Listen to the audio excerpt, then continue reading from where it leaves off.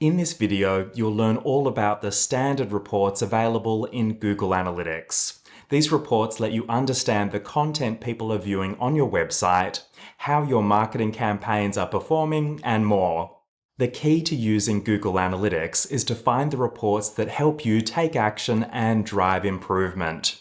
You probably won't need to use every report. It's about finding the reports that are actionable for you and your role. I also want to mention that this is the third lesson in the Google Analytics training series, and you can find links to the other lessons in the description. Okay, so we're looking at the Home report. This report provides a top-level overview of your website. At the top, we can see the total number of active users and key events, which are used to report on conversions.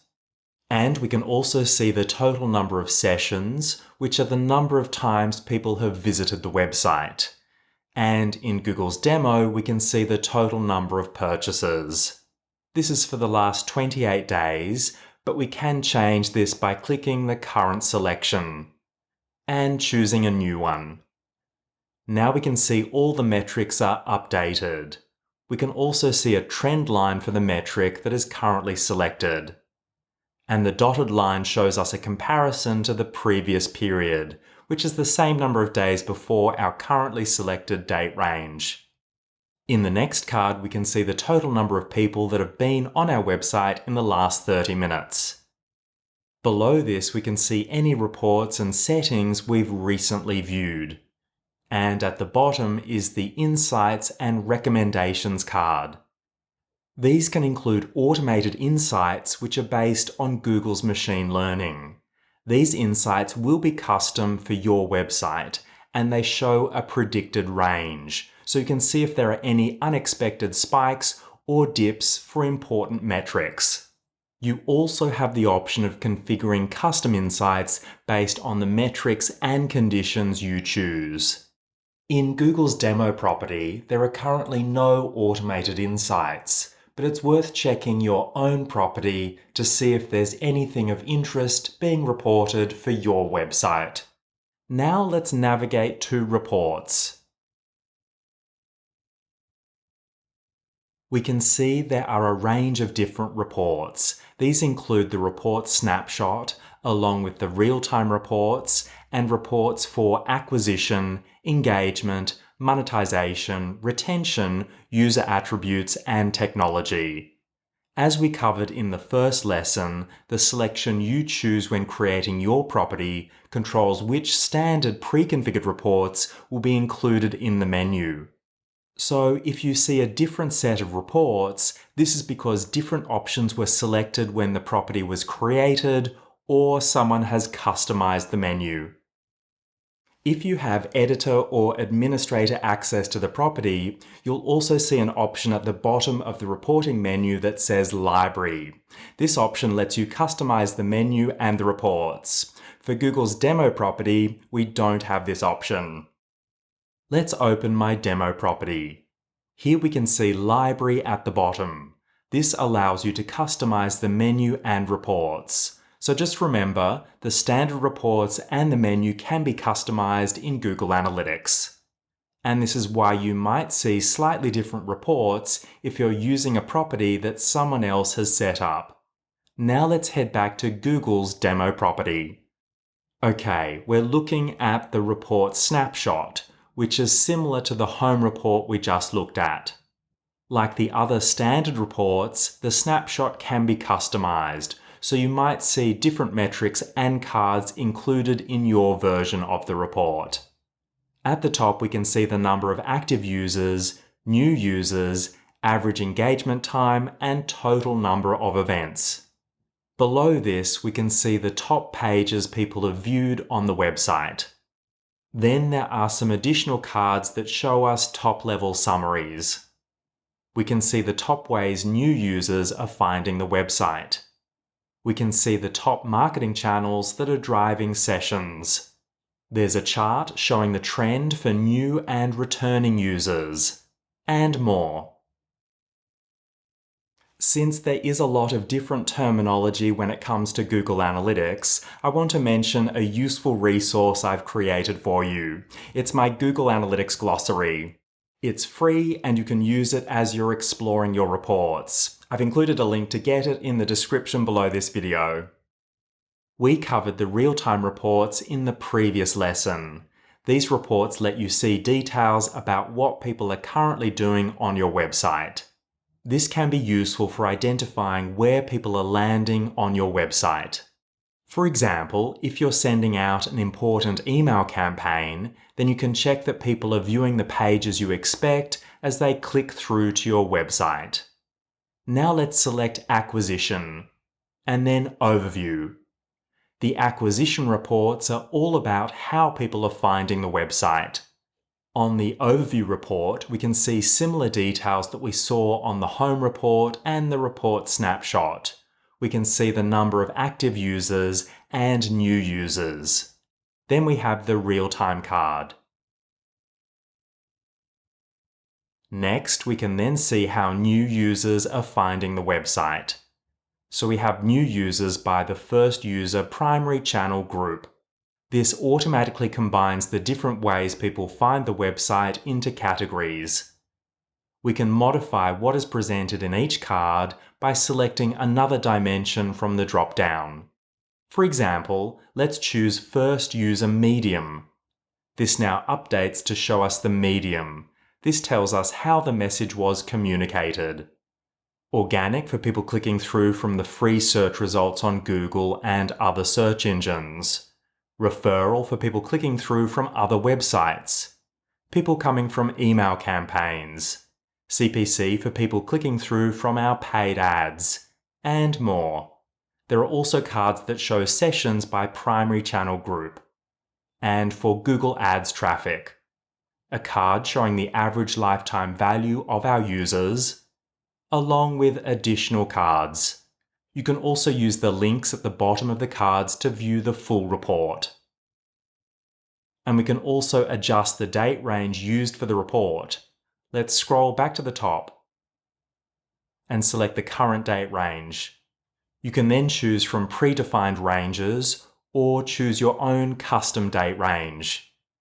And you can use the Compare option to compare two date ranges to see any changes. Let's enable Compare and click Apply. We can now see if metrics have increased or decreased in the report. Now let's select the date range again and disable the comparison. Now let's click Apply. Apart from the acquisition overview, there are also dedicated reports for user acquisition. This shows you a breakdown of metrics for the first way users found your website. You can also change the dimension used for the report using the drop-down. And you can add a second dimension to the report using the plus sign. For example, if you want to see the way people found your website combined with their landing page, then we can add landing page as a second dimension. Next, the traffic acquisition report shows you how people found your website to start each of their sessions. This report goes beyond the very first time they found your website, which we've seen in the user acquisition report. Since the report focuses on sessions, we can see more session-based metrics in the table. And just like the other report, we can change the dimension using the drop-down. The next set of reports we're going to look at are the engagement reports. These reports show you what people are doing on your website. This is where you can report on the pages people are viewing, events that are automatically collected using the enhanced measurement feature, and any other events being sent to Google Analytics. Let's select Engagement, and then Pages and Screens. This report shows you the pages people are viewing on your website. Looking at the table, we can see pages are reported based on their URL. This is the page path dimension. And the report is ordered by the number of views, so the number of page views by default.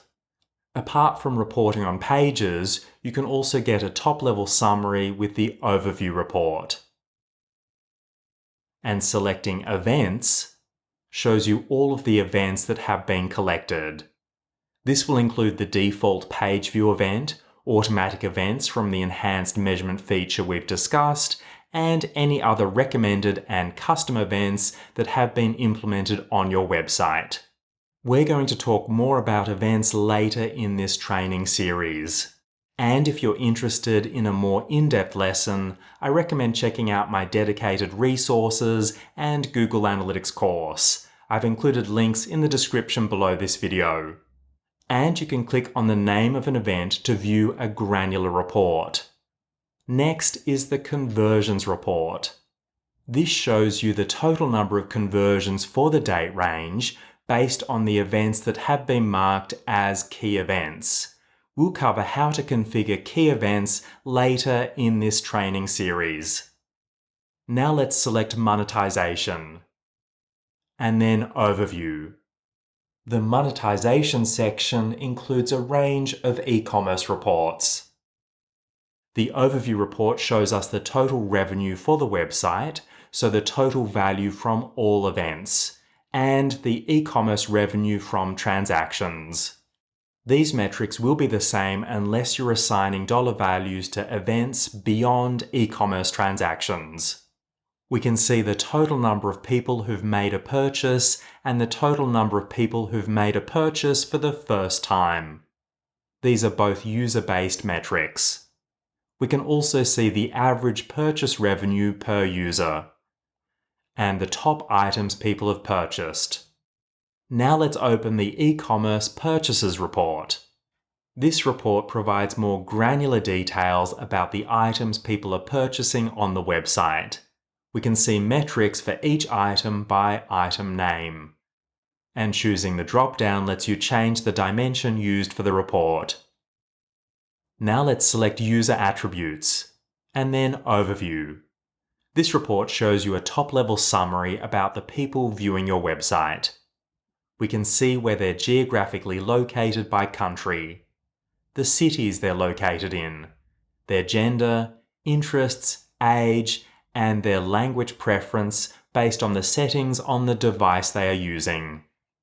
If you find that gender, interests, and age are missing in your reports, this means you haven't enabled Google Signals yet.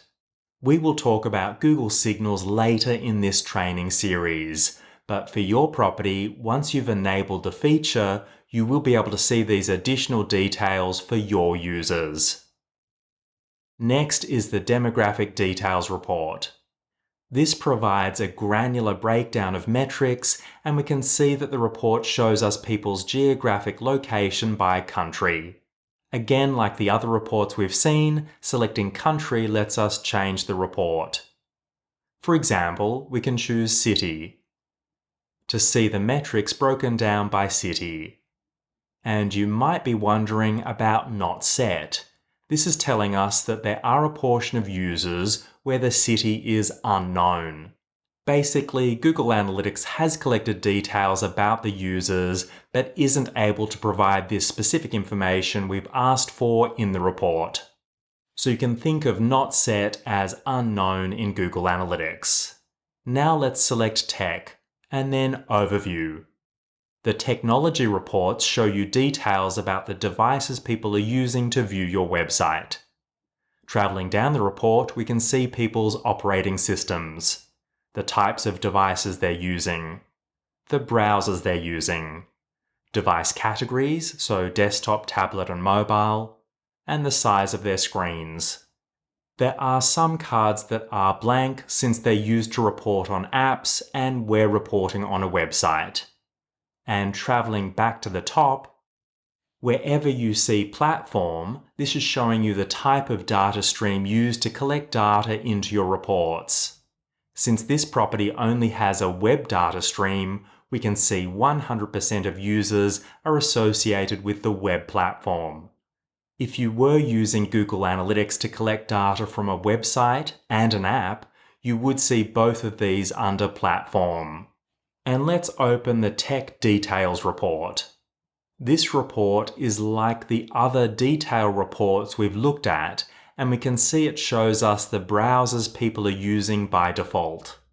and selecting the drop-down lets you switch to the other available dimensions. For example, we can select Device Category to then see the metrics broken down by the types of devices people are using to view the website. So they're the standard pre-configured reports you'll find in Google Analytics. Have you started exploring your reports? I'd love to know. Let me know in the comments below. And to learn more about Google Analytics, please take a moment to subscribe to this channel. I will be releasing more tutorials for you. I'll cover how to create custom exploration reports and important configuration options. Thanks for watching, and I'll see you in the next video.